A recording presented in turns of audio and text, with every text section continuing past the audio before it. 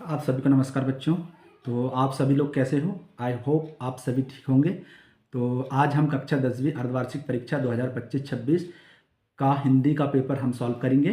तो आप सभी लोग ज़रूर बताएं कि आप सभी के कितने कितने अंक आए हैं। तो आप कमेंट्स करके ज़रूर बताना, ठीक है। चलो हम स्टार्ट करते हैं। प्रश्न क्रमांक 1 से सही विकल्प से हम प्रारंभ करेंगे। तो इसमें हम सबसे पहले देखेंगे प्रश्न क्रमांक 1 में सही विकल्प का चयन कर लिखिए। तो इसमें एक विकल्प का चयन करके अपने को सॉल्व करना है।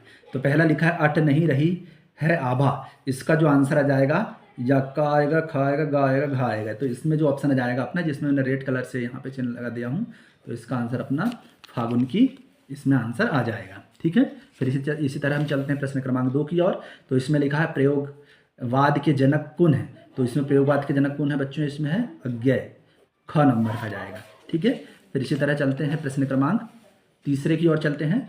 काव्य में जहाँ प्राकृतिक वस्तुओं में मानवीय भावनाओं को दिखाया जाए वहाँ होता है, तो क्या होता है? मानवीय करण अलंकार होता है। इसमें ग नंबर का जाएगा, तीसरे का ग नंबर का जाएगा।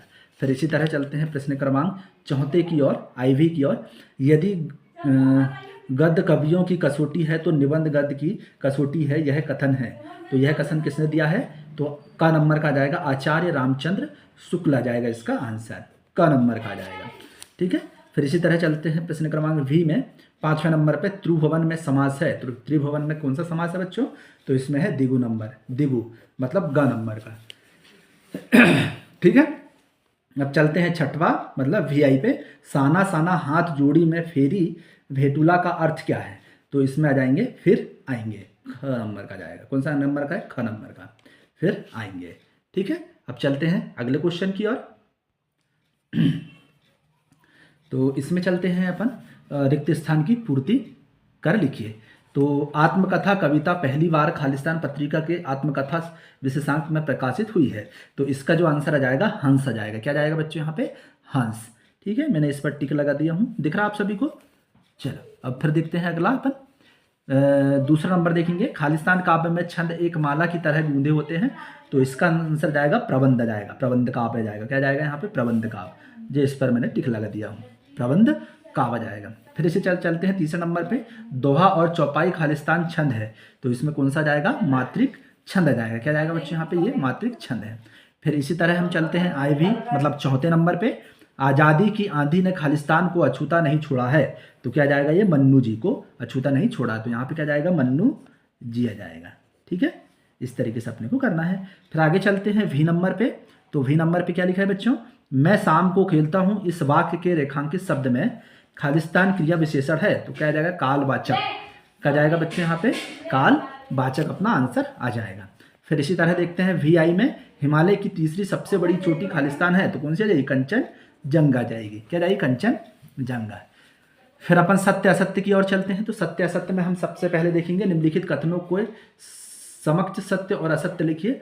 तो पहला आ जाएगा अच्छे लोग परहित के लिए दौड़े नहीं आते। तो क्या जाएगा? इसका असत्य अपना आ जाएगा। फिर इसी तरह दूसरे की ओर चलते हैं। तो दूसरे में क्या लिखा है? विभव और अनुभव रस के अंग है। तो क्या जाएगा? अपना सत्य है। फिर इसी तरह तीसरा में चलते हैं। नवाब साहब खीरे की तैयारी और इस्तेमाल से थक कर लेट गए। तो क्या जाएगा? ये सत्य आ जाएगा। फिर इसी तरह चौथे में चलते हैं IV पे। बल गोविंद भगत कार्तिक में प्रभातियां नहीं गाते थे। तो क्या जाएगा? असत्य, जबकि ये क्या करते थे? गाते थे। फिर इसी तरह V नंबर का दो निकटवर्ती वर्णों के परस्पर मेल से शब्द में जो विकार होते हैं उसे संधि कहते हैं। तो क्या जाएगा? ये सत्य आ जाएगा। फिर इसी तरह अपन करते हैं 6वें नंबर पे। भोलानाथ के पिता कृष्ण जी के बड़े भक्त थे। तो क्या जाएगा? ये असत्य आ जाएगा, ठीक है। समझ आ रहा है? चलो हम चलते हैं सही जोड़ी की ओर। सही जोड़ी में आ जाएगा बच्चों। तो इसमें आ जाएगा प्रश्न क्रमांक 4 में सही जोड़ी का मिलान कीजिए। तो इसमें सबसे पहला नंबर में छायावाद के आधार स्तंभ कौन कहलाते हैं? तो छायावाद के आधार स्तंभ अपना जयशंकर प्रसाद कहलाते हैं, ठीक है। ये इस तरीके से यहाँ पे ये जयशंकर प्रसाद अपना आंसर आ जाएगा, ठीक है। फिर इसी तरह देखेंगे अपन स्थाई भाव है। तो स्थाई भाव क्या है? तो इसमें मैंने इधर भी लिख दिया हूँ। तो स्थाई भाव अपना क्या जाएगा? रति। क्या जाएगा? रति। मध्य प्रदेश का भानपुरा, मध्य प्रदेश का भानपुरा। तो इसका यहाँ पे क्या जाएगा? ये नंबर आ जाएगा, मन्नू भंडारी आ जाएगा तीसरे नंबर पे, ठीक है। फिर चौथे नंबर में देखेंगे अपन अंधे की लाठी। क्या जाएगा? अंधे की लाठी। तो इसका आ जाएगा अपना एकमात्र सहारा आ जाएगा। क्या जाएगा? ख नंबर का एकमात्र सहारा, जहाँ आई भी लिख दिया हूँ मैंने। ठीक है। फिर इसी तरह उपासना करने वाला को क्या बोलते हैं अपन? उपासक बोलते हैं। मतलब भी नंबर का, यहाँ पे भी लिख दिया हूँ और यहाँ पे ये भी लगा दिया हूँ। फिर इसी तरह ये करेंगे अपन देहाती दुनिया। तो अब अकेला क्या बचा अपना देहाती दुनिया में? ये अपना आ जाएगा शिव भजन शिव पूजन साहे। तो ये इसका आंसर आ जाएगा।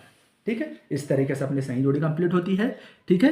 अब रहा एक शब्द में उत्तर वाला जो रहेगा बच्चों, तो वो आप सभी लोग उसे कंप्लीट कर लेना। ठीक है। हमने प्रश्न क्रमांक 4 तक कंप्लीट कर दिए हैं। ठीक है। अगर पसंद आता है चैनल को सब्सक्राइब करें, लाइक करें, वीडियो को ज़्यादा से ज़्यादा लोगों तक शेयर करें। ठीक है। जय हिंद, जय भारत, जय जवाहर।